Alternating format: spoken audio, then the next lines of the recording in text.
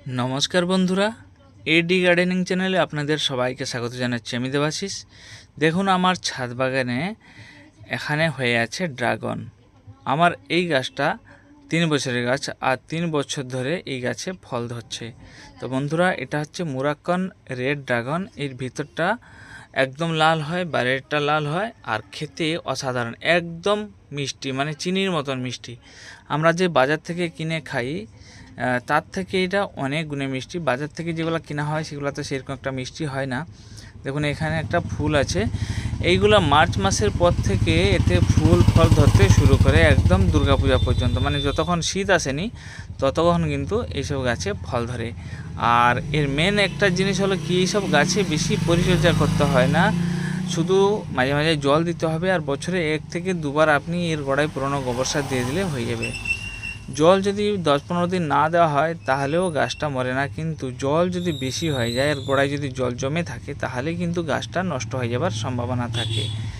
এর চারা যদি কেউ নিতে চাও, এই ভ্যারাইটির চারা আমার কাছে উপলব্ধ আছে। মানে আমি এই গাছ থেকে কিছুটা চারা তৈরি করেছি। চারা যদি আপনারা নিতে চান তাহলে আমার হোয়াটসঅ্যাপ নাম্বারে আপনারা যোগাযোগ করতে পারেন।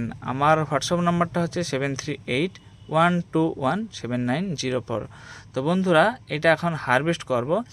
আমার এই গাছটায় এবছর একটু কম ফল ধরেছে। তার কারণটা কি জানেন?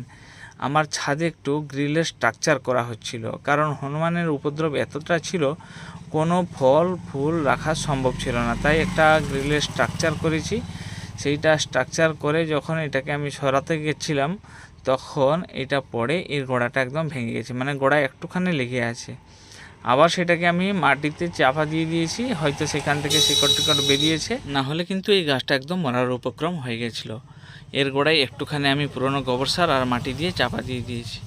তো চলুন এখন আর দেরি না করে এটাকে হারভেস্ট করে নিই। বিশেষ করে আমরা কি করি, গাছে ভালোভাবে ড্রাগন ফলটা পেকে যাওয়ার পর এটাকে হারভেস্ট করতে হয়।